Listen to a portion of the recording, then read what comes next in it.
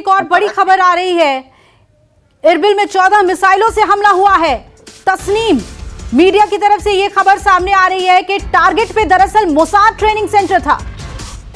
Israel का Mossad target था और ईरानी फौज की समर्थक न्यूज एजेंसी है तस्नीम, जिसने यह दावा किया है कि अब 12 नहीं 14 मिसाइलों से हमला किया है ईरान ने।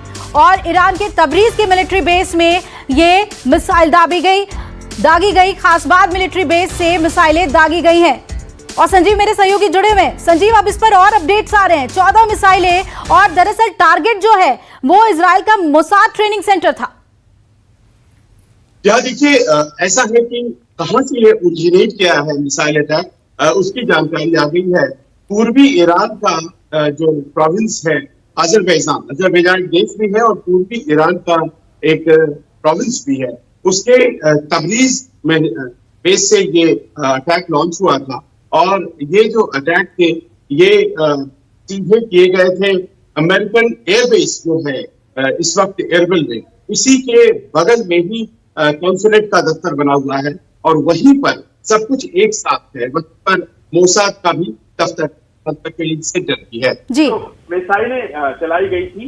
ये दरअसल जैसी की चर्चा भी हो रही है, पिछले सप्ताह जो दमास्कस में हमला हुआ था इजरायली एयरफोर्स के द्वारा, उसके जवाबी कार्रवाई के तौर पर की गई थी। इस बात को जानते हुए कि देखिए वियना में ईरान और अमेरिका के बीच एक बातचीत नेगोशिएशन का जो दौर है वो एडवांस स्तर पर है। उसके बावजूद इस तरह के हमले हुए, इसका मतलब ये है कि ईरान बहुत ज्यादा इंटरेस्टेड नहीं है। वो अपने यूरेनियम एनरिचमेंट प्लांट में और परमाणु बम बनाने की क्रिया में ही ज्यादा लगा रहना चाहता है। कहीं न कहीं पीछे से उसे रूस का समर्थन है, क्योंकि ऐसे शर्तें लाई जा रही थी उस डील को फाइनल करने के लिए जिसमें कि रूस का दखल हो रहा था। और ऐसा लग रहा है कि यूक्रेन का जो युद्ध चल रहा है उसी युद्ध के आलोक में ये हमले हो रहे हैं और अमेरिका को 3 तरफ से चैलेंज किया जा रहा है। एक तरफ तो यूक्रेन में आप देख ही रही हैं, दूसरी तरफ अब ईरान भी फील्ड में उतर आया है और उधर ताइवान के ऊपर चीनी जहाज लगातार उड़ रहे हैं।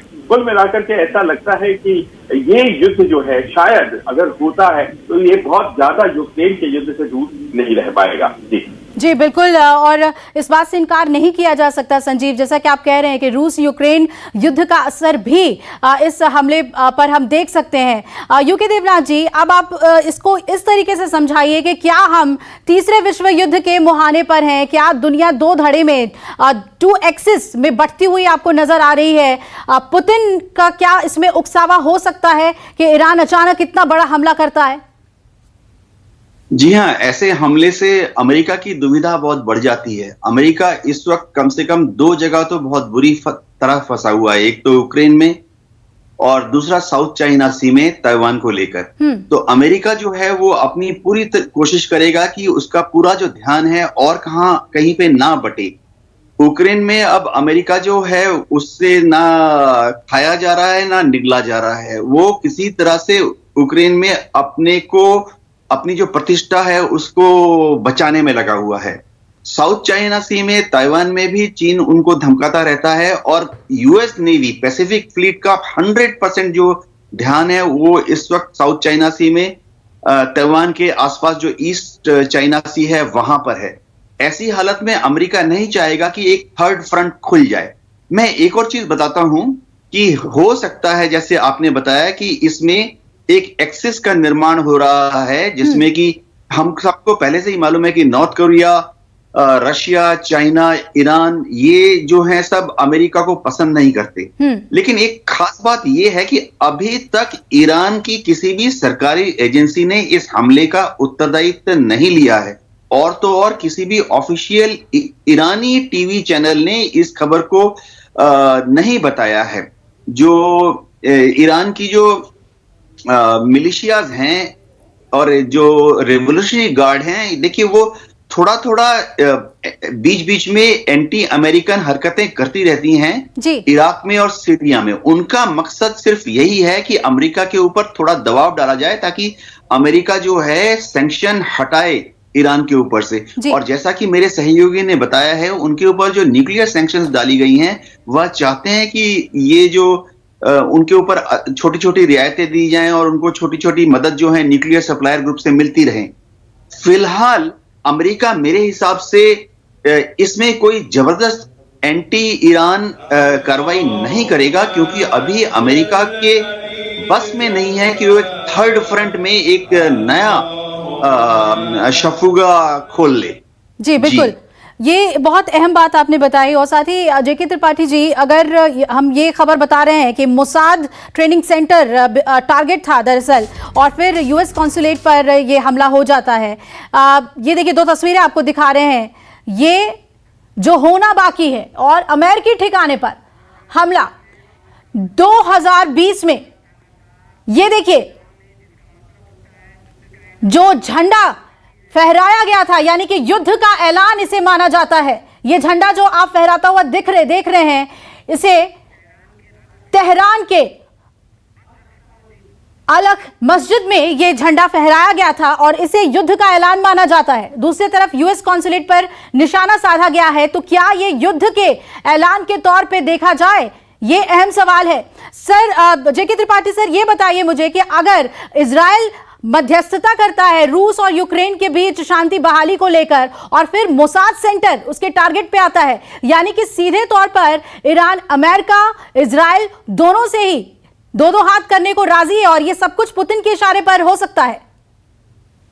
देखिए, बिल्कुल हो सकता है। इजराइल ने जो मध्यस्थता का प्रस्ताव रखा है, या इजराइल के वजह से जो मध्यस्थता की बात आ रही है, वो जेलेंस्की कह रहे हैं कि इजराइल की मध्यस्थता से हम पुतिन से बात कर सकते हैं। अभी पुतिन का उस पर कोई रिएक्शन नहीं आया है। दूसरी चीज ये है कि इजराइल हो या अमेरिका, अगर उनके किसी भी ठिकाने पे हमला होता है तो आपने देखा है इतिहास में कि किसी न किसी तरह से वो उस हमले का बदला लेते हैं। चाहे पिछले साल सुलेमानी की हत्या से हुआ हो 2020 में, या और किसी बात से, लेकिन वो ये लेते हैं। और खबर ये भी है कि शायद अमेरिका के कुछ जंगी जहाज शायद ईरान पे कुछ ठिकानों पे बम वर्षा करने के लिए तैयार हो गए हैं। मैं नहीं जानता यहाँ कहाँ तक ये खबर सही है, लेकिन अगर ये है तो इसका मतलब कि अमेरिका और इजराइल दोनों ही ईरान के साथ इस जंग में, संघर्ष में कूद पड़े हैं। और अगर ऐसा होगा तो निश्चित ही अमेरिका की शक्ति जो है वो कम होगी। और इसमें देखिए, इसमें अभी भी परसों तक तो जर्मनी और फ्रांस यही कह रहे थे, और इंग्लैंड यही कह रहे थे कि ईरान के साथ जो न्यूक्लियर डील करके उसको फाइनलाइज करके हम खत्म करें, ताकि ईरान के साथ हमारे रिलेशन सिक्योर हो जाएं। लेकिन अब जो ऐसे हुआ है तो इसमें फिर इस डील का क्या होगा, ये सोचने की बात है। और इतना ही नहीं, इसमें अब जर्मनी, फ्रांस और इंग्लैंड का क्या रुख होगा, ये भी देखने की बात है। क्योंकि रूस के साथ तो जर्मनी और फ्रांस जो है वो बड़े बेमन से रूस के मामले में नेटो में अमेरिका के एक्शन के पक्ष में थे। लेकिन अब इसमें होने से फिर ये दोनों तीनों देश जो बहुत दिन से कह रहे हैं और अमेरिकन प्रशासन के खिलाफ थे कि अमेरिका जो ईरान को बायकॉट कर रहा था, कि अब से फिर JCPOA। बिल्कुल जेके त्रिपाठी जी, अब कई अहम सवाल उठ जाते हैं, जैसा कि पैनल के सभी लोग एक सुर में कह रहे हैं कि अब अमेरिका के लिए ये चुनौतीपूर्ण स्थिति हो जाएगी। और क्या इस हमले के बाद, ईरान के इराक पर इरबिल में हमले के बाद अमेरिका तुरंत कार्रवाई करता है, इस पर हमारी नजर बनी रहेगी। नमस्कार, मैं हूं मानक गुप्ता। अगर आपको हमारा ये वीडियो पसंद आया हो तो इसे लाइक और शेयर जरूर करें, और हाँ, हमें सब्सक्राइब और फॉलो करना ना भूलें, ताकि आप देश और दुनिया की कोई खबर मिस ना करें। तो जुड़े रहिए हमारे साथ और देखते रहिए News 24।